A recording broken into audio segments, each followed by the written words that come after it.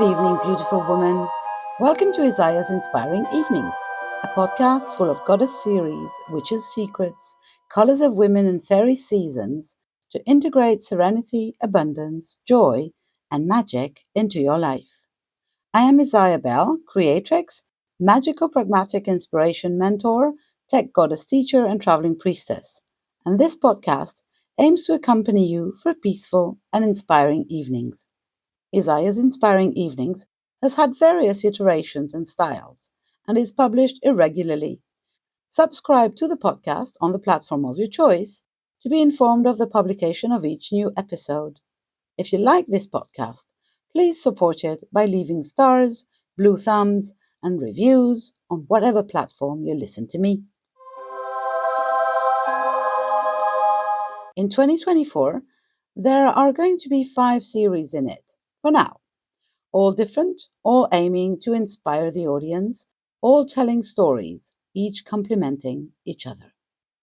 One series titled Women Lighting the Way is about women's stories, centering around the past or future speakers from the various Women Lighting the Way summits, adding to the virtual library of women's stories and providing a much-needed counterpoint to the many men's stories going around in our world of patriarchy.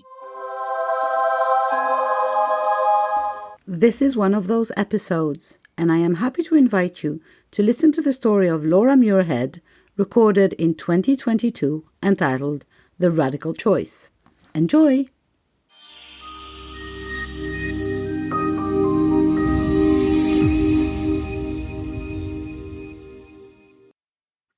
Hello, I am so happy to be here today. I am Laura Muirhead from lauramuirhead.com. I am an artist, healer, and sage, and multi-passionate business owner. I am excited to talk to you today about the radical choice, which is choosing yourself. I have had many plot twists in my life. Some of them have been exciting and good, and some of them have been more challenging. And I just want to share a couple of those with you today. When I was young, my parents got divorced when I was about 9 years old, and I lived with my dad and my stepmom. So if we fast forward to when I was in high school, I graduated a year early. I had planned it for 3 years. I wouldn't have been able to do it had I not planned ahead. And I had decided that I wanted to take a year off of school and work and then go on to college. So the summer that I graduated, I was 17, and it was a bit of a bumpy ride that summer. I had 2 jobs. I had a daytime job working at a print shop, and then I had an evening job working at a grocery store. And that had actually been my high school job. But when I was able to take this daytime job, they would schedule me in the evening. So sometimes I would get off work and work until 11 or 12 at night, and get up in the morning and go to my other job and be there by 8:30 in the morning. And then I was also trying to juggle along with that a social life. So I spent a lot of time that summer at my best friend's house when I wasn't working. And over that summer, there were times when my stepmom would say to me, "Oh my goodness, you are just spending so much time at your friend's house. Why don't you just go and live there?" And even at that age, I knew that that was a bit of a ridiculous statement. And I knew that it was really something that she wanted more than something that I had desired. And what I didn't know was that it came up later, actually. And I found out later on that my dad and my stepmom were having some marital problems over that summer. So they were having their own bumpy ride. And if we fast forward to August of that year, I, like you said, I had decided I was taking the year off and then would go on to college. So in August of that year, my stepmom came to me and said, you have to either work full time or go to school this year. You can't just work and work part time. Well, I knew that wasn't possible. I'd already checked into that at the grocery store, and it wasn't possible to do that. And a couple of weeks before that, I had actually stopped working at the print shop because I decided it was too much to do both. And honestly, I was making really great money at the grocery stores for that time. So I was really frustrated with her coming up with this, because this has been my plan for so long. And for her to, at the last minute, the 11th hour, to come along and say, you need to go to school full time. I hadn't chosen a college yet at that point, and it would have been a community school, and I hadn't even looked into the curriculum. It wasn't something I wanted to do. So I was a bit frustrated. And then as it played out, they were also, my dad and my stepmom had brought up, my dad did, they tried to pull me into some of their marital drama and say that I was part of the reason for their marital problems. And I didn't even know they were having them until my dad told me. But I found out years later that the truth was that that my stepmom was on the verge of having an affair with someone. So talk about not taking personal responsibility for yourself. They were trying to put this on a 17-year-old when they had their own issues. So a couple of weeks after this conversation about the going to school and me being frustrated, I had been at my best friend's house, in the afternoon. It was a Sunday. I came into my house, and I'm not sure what started it, but my stepmom confronted me in my bedroom and said, you just spend so much time over at your friend's house, that why don't you just go live there? And like I said, I had heard this so many times over the summer, and I just had it. I really had just had it with hearing that story. And so my response was, okay, do you want me to leave tonight, or would you like me to leave in the morning? And I think I surprised my stepmom, and she really wasn't able to respond to that. So I just immediately picked up my keys and my purse, and I left. So, and I, was obviously upset, went back to my friend's house. Now, I wasn't sure, what I was going to do in that moment. But they had planned to move to California in a few months, and they had said to me that I was invited to go with them to go live in California. So as it turned out, when I got to their house, and obviously upset, they welcomed me, and they said, you're welcome to stay here. I was fortunate and so grateful for that, because I didn't know, that was going to happen. I wasn't sure that would happen. Let's say that. So this is what I'm talking about when I talk about the radical choice and choosing yourself. And at that time, I didn't even really think about it. It was just an automatic response. But it was later that somebody said to me, that was really, for a 17-year-old, that was a really strong choice for yourself. Like, you were really, making a choice for yourself. And this is what I'm talking about when I talk about the radical choice and choosing yourself first. And I want to just say that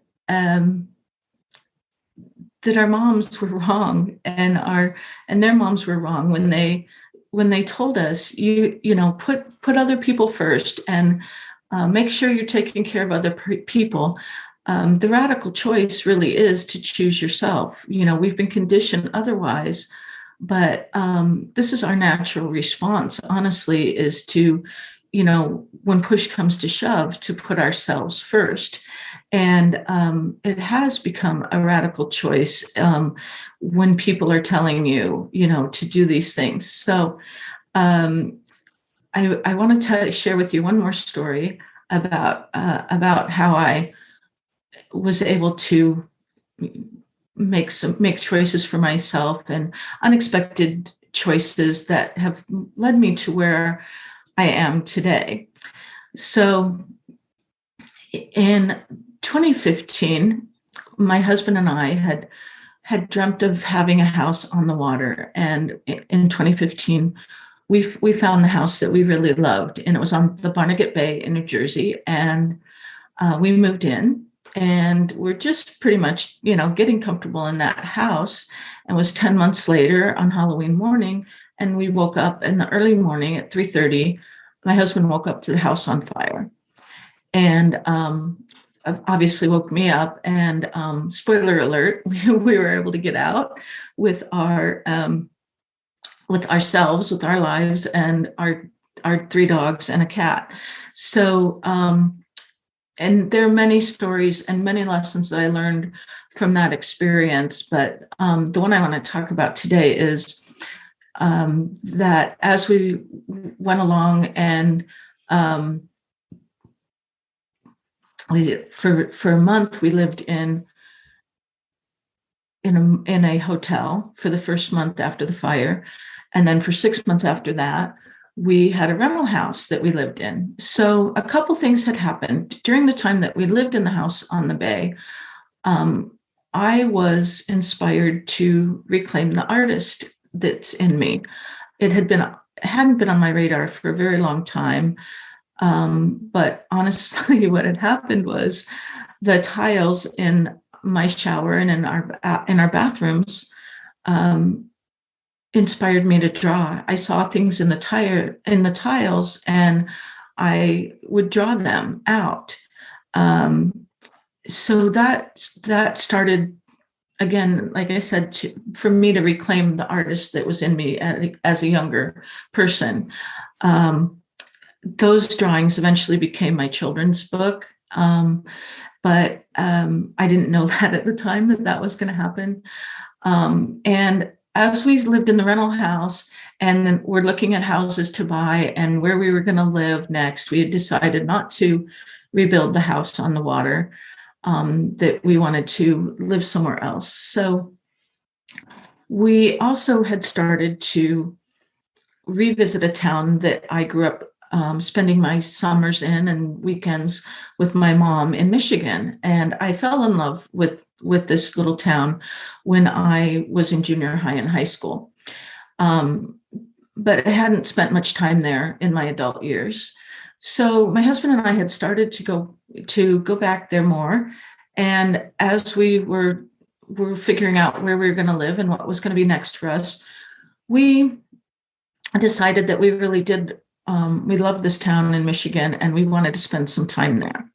So much so that we ended up, after 6 months of being in the rental house, we bought our house in New Jersey, a different house for us. And then a month later, we found and bought a house for ourselves in Michigan. So we decided we would split our time back and forth between the two places. Now, again, I want to go back to, I had started to reclaim the artist in me. And in Michigan, in this little town, there's a really great art center. It's has wonderful mentors, and you can do pretty much whatever you want to learn, painting or pottery or woodworking, weaving. So I started doing pottery, and I started by hand building pottery, but eventually I kept my eye on the pottery wheel and thought I would really like to have a go at that and learn more about working with the pottery wheel. And as it turned out, I had a wonderful mentor, and I loved it. I love working on the wheel, and it turns out I play well with clay. So I started spending quite a bit of time there. And, it is a committed relationship. I always say that pottery is a committed relationship. And if you, it's just like anything, if you want to get better, you have to go and do it. It's just like playing the piano or anything else. You have to practice. And so I spent quite a bit of time there. Well, as it turns out, there were 3 people there that were challenging to be around. We like to call them agents of the universe. And these people really started to make it difficult for me to want to be at this art center and in the pottery room working. So I was really torn.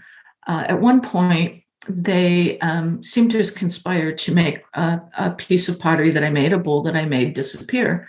And it really started to be where I was like, if I make something, is it going to be safe? Is it going to survive, these people? And one day, this one man that was there, that was one of the challenging people, he had a confrontation with my mentor, who was the manager of the pottery room, but also myself. And he was very disrespectful to both of us. And it was handled a bit by the powers that be there. But as we went on and went forward, it was very, very uncomfortable for me to try to work in that pottery room and in that space with that man there. And I would try to time it so that maybe he wouldn't be there when I was trying to work, or I'd try to ignore him when he was there, but it really became so difficult.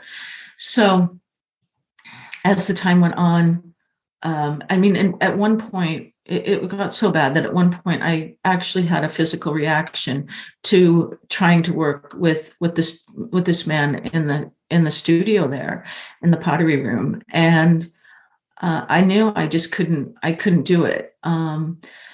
So I started to think, I really do want to, I want to do pottery. I love it. What can I do? So we started to talk about having my own space to do pottery, and what would that look like? And at that moment, at that time, I wasn't sure what it would look like. But as it turned out, we ended up buying a commercial building, and it has, we've set up my pottery studio in the back of it, and then there's retail space in the front.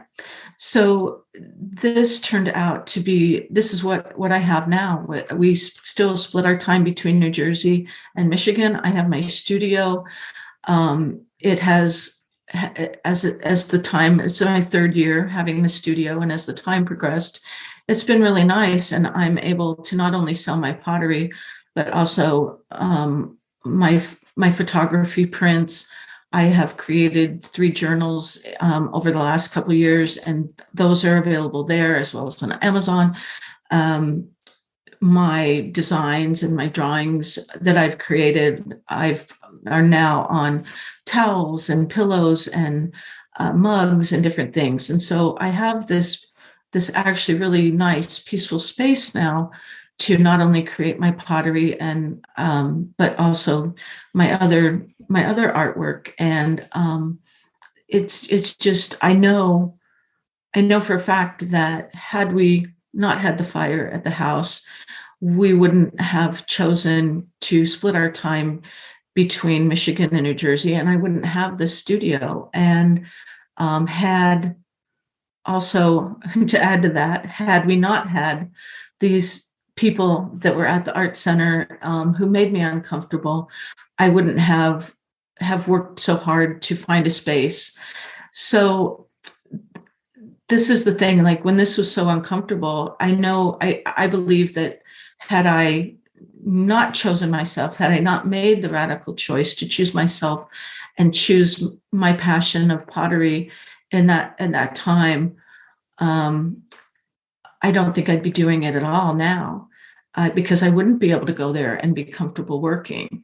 So this is just a really strong passion for me, is your personal responsibility, again, choosing yourself, so much so that I've created a program to help other people do this as well, to put these things in place, to put what I call personal policies in place, which are, boundaries and taking personal responsibility for yourself. And it's called the Queen Code. And I'm so passionate about helping other people create that for themselves, because I really believe that when you do that, when you are making the radical choice to choose yourself, and you're putting the personal policies in place to do that, that you are more able to help other people.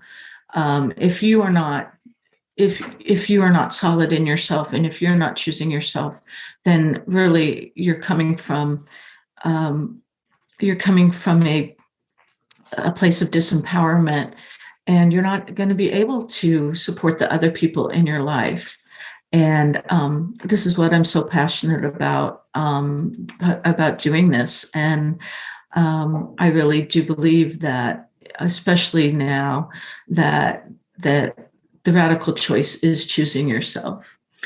And I didn't know that. I did it over and over in my life, so many times. And with each plot twist in my life, and all the unexpected things, I've had so many that I've actually given my life a title, a theme, which is a funny thing happened on the way to my life. Because just when you think you're going in a certain direction, something may happen that just so unexpected. And when you're able to choose yourself, to make those radical choices, it's just gonna empower you in so many ways. So thank you today for allowing me to share my stories with you. I hope that you have enjoyed hearing them as much as I have enjoyed sharing them.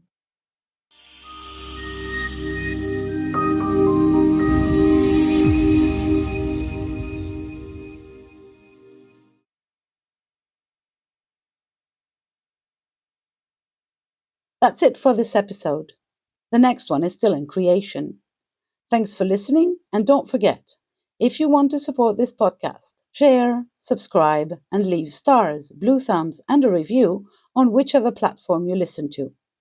If you want to be accompanied in the change processes that life offers you, if you want to live a goddess life daily and participate in the awakening of feminine energy in the world, know the secrets of witches, and apply the rituals of fairies in your daily life, contact me on my website isayabel.com.